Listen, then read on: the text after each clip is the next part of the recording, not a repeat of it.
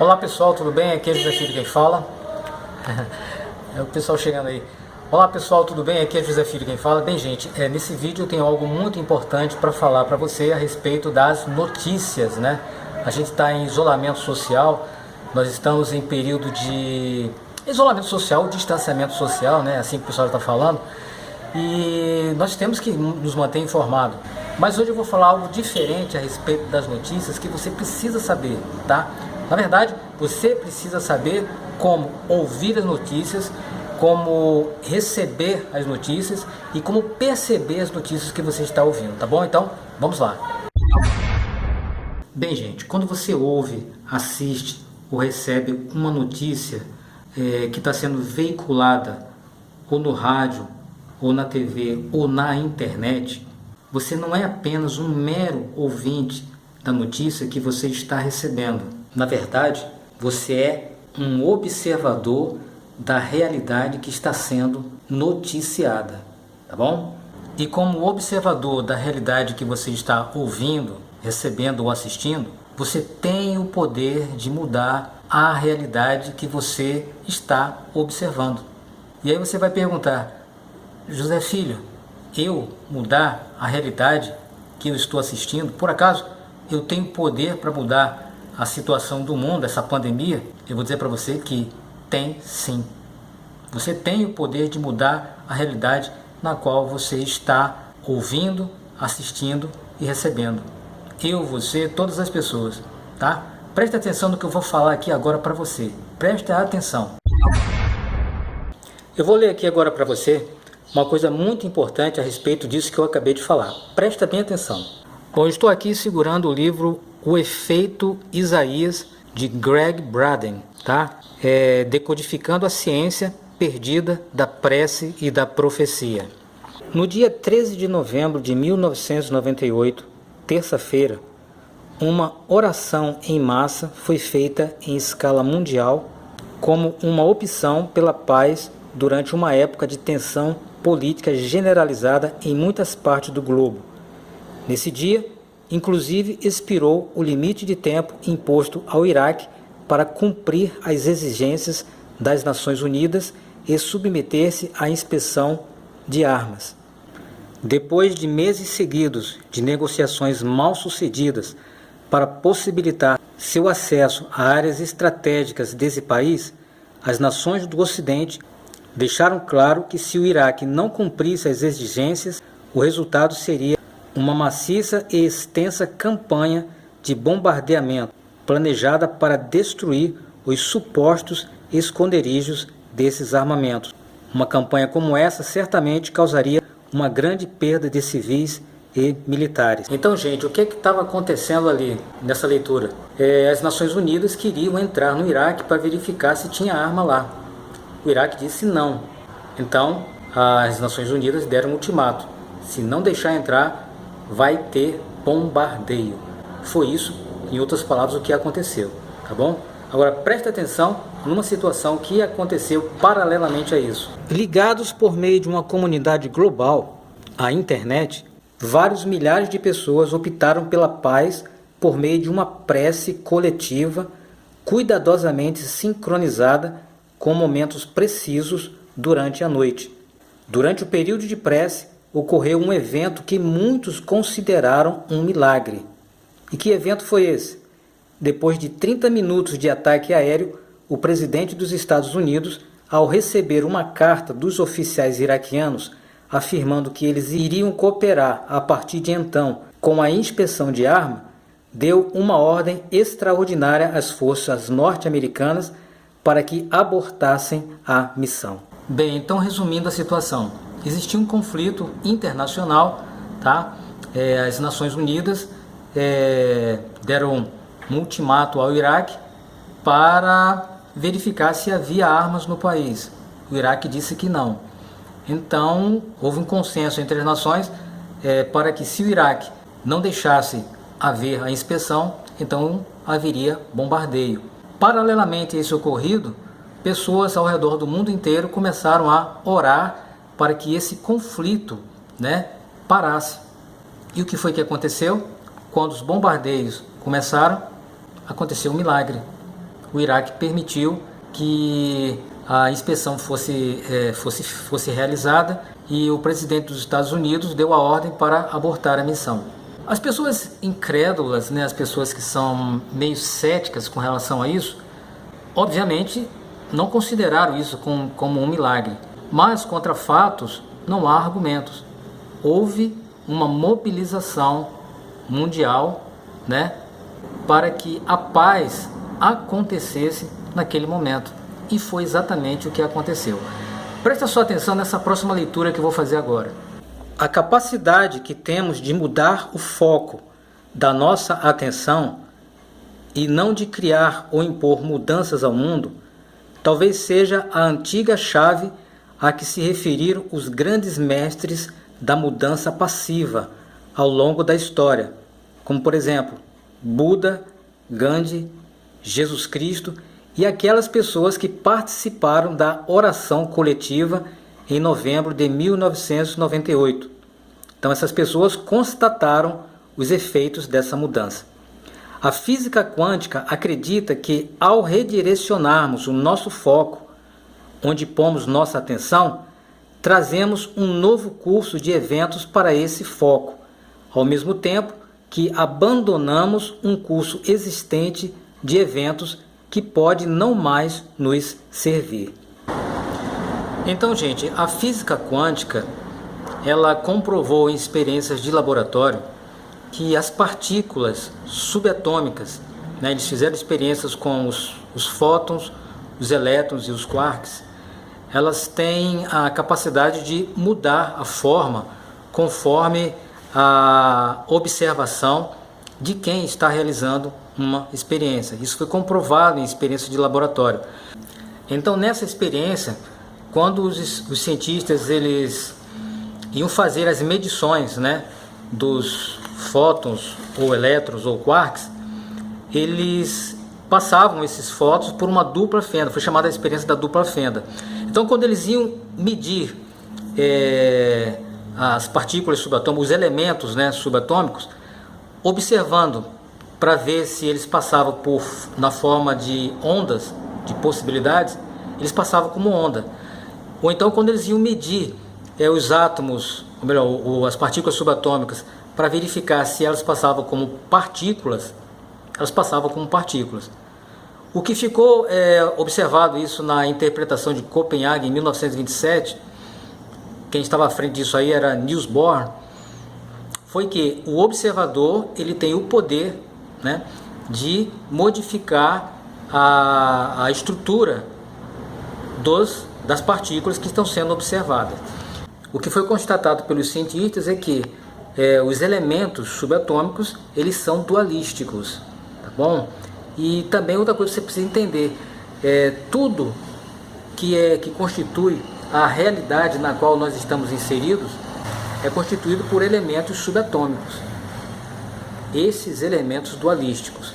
Outra coisa que também os cientistas constataram nessa experiência foi o efeito do observador, ou seja, o observador, aquele que está fazendo a experiência, ele tem, entre aspas, o poder de modificar a estrutura dos elementos subatômicos. Aí vem a pergunta, você, todas as pessoas, não temos também esse mesmo poder de modificar? O que foi que ficou comprovado nesse relato do livro? Havia um conflito mundial, um conflito internacional. As pessoas se reuniram para modificar aquela realidade existencial negativa. E qual foi o resultado que foi observado? A paz. Isso aí é o efeito do observador. Certamente aquelas pessoas não se deixaram levar pelos noticiários negativos que com certeza estavam sendo veiculados. Por quê? Porque havia um conflito internacional e várias nações se reuniram para estabelecer os procedimentos necessários que poderiam finalizar aquele conflito. Mas a outra parte não quis acordo. Então era uma coisa muito séria. Então essas pessoas que se reuniram para orar em prol da paz eram as pessoas observadoras da realidade com uma intenção positiva e benéfica. E o que foi que aconteceu? A realidade, que é dualística, se moldou à intenção daqueles que estavam orando pela paz daquele conflito. Compreende isso, gente? Isso é fantástico. Bem, gente, então se hoje, você agora de posse desse conhecimento, sabe que a natureza é dualística, e Louis de Broglie falou isso aí, ele disse que toda matéria é dualística. E por que é dualística? Porque os elementos que constituem a matéria são dualísticos. Tá certo? Então, se você hoje está de posse desse conhecimento, então quando você se colocar diante da TV, ou do rádio, ou da internet, para ouvir as notícias, você não pode ser apenas uma pessoa passiva que recebe aquela notícia negativa. Você sabe que você é um observador e há em você uma capacidade, uma habilidade de modificar aquela circunstância que você está recebendo, aquela realidade que você está recebendo. Veja, entenda bem o que eu vou dizer, aqui agora para você. Preste atenção, gente. Não é você ficar observando e daqui a pouco, de uma hora para outra, a coisa se resolve. Não é assim. Existe um processo. E outra coisa, muitas pessoas estarão também pensando da mesma forma que você, assim como aconteceu em novembro de 1998, aquele conflito internacional. Hoje nós estamos com o problema da pandemia do coronavírus. É um conflito, é uma crise internacional. E inclusive a economia nacional e internacional, ela está instável. Existem muitos pensamentos divergentes. Agora a questão é você. Quem é você nesse contexto? Você é o observador da realidade e é também um co-criador de realidade benéfica. Então o que é que você tem que fazer? Juntamente com as pessoas que têm o interesse da paz, do bem e da restauração da realidade ideal. Você tem que orar ao Pai Celeste, como aquelas pessoas fizeram. Você tem que orar a Deus, como Jesus Cristo fez. Outra coisa também muito importante. Não adianta ficar reclamando, não adianta ficar murmurando, não adianta a pessoa ficar, digamos assim, irada, aborrecida, seja lá o que for. Tudo isso aí é energia negativa que o universo capta e retorna, né, para você, para a sua realidade existencial, na forma de oportunidades negativas que vão produzir mais dessa mesma energia que você está transmitindo. Tá? O que vai adiantar nessa circunstância é o seu pensamento positivo, as ações eficazes que você tem que empreender na esfera da sua competência e responsabilidade pessoal, tá? E você ter fé em Deus. Isso vai resolver o problema, sim. O livro que eu li sobre Greg Braden é uma prova que isso acontece. Pessoas se reuniram em prol do bem-estar pessoal, coletivo, ambiental, espiritual e universal, e a paz reinou naquela circunstância. E é exatamente o que nós precisamos agora, tá? O coronavírus precisa estar controlado. As pessoas, né, que cuidam daqueles que foram contaminados têm que estar protegidas, né? Elas têm que estar imunizadas. A economia mundial precisa estar restabelecida, fortalecida. O dia a dia, né, da vida cotidiana precisa realmente ser restaurado. E, enfim, tudo precisa ser normalizado. A vida tem que continuar. Então, é essas energias positivas e benéficas que eu, você e todas as pessoas devemos transmitir para o universo. Então, as divergências de opiniões, as divergências de pensamento, seja lá o que for, tudo isso só piora as coisas. Você tem que entender que você precisa saber o que você quer. O bem, o amor, a alegria, a paz, a longanimidade, a benignidade, a bondade, a fidelidade, a mansidão, o domínio próprio, tudo que é verdadeiro, tudo que é honesto, tudo que é justo, tudo que é puro, tudo que é amável, tudo que é de boa forma, tudo em que há virtude de algum louvor, é isso que tem que estar presente no seu pensamento, na sua intenção e na sua energia. É isso que tem que ser transmitido para o universo, tá? Com fé e esperança em Deus, ok? Então, quando você, a partir de hoje, estiver ouvindo os noticiários do rádio, TV e internet, você, diante das notícias negativas, você tem que se colocar como o observador da realidade que está sendo apresentada para você.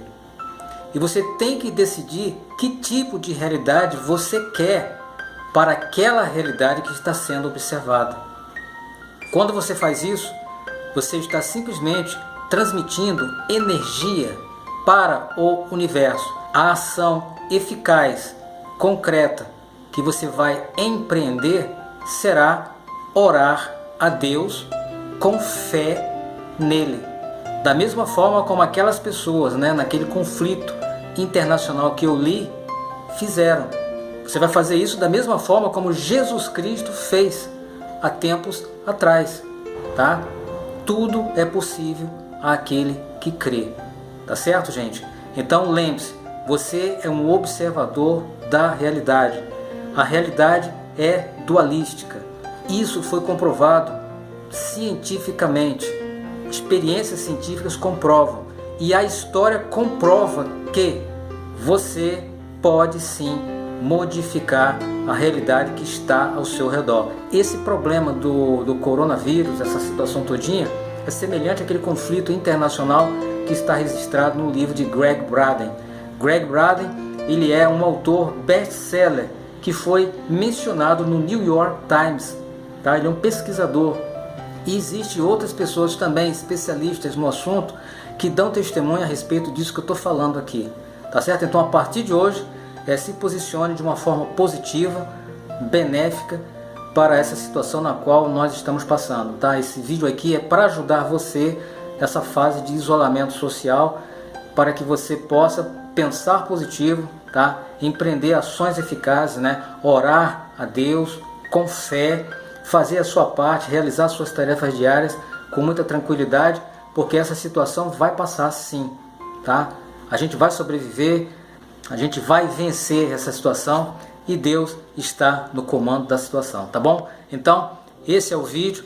Clica aí, se inscreve no canal, compartilha esse vídeo, deixa o seu comentário e até o próximo vídeo. Até logo e tchau, tchau.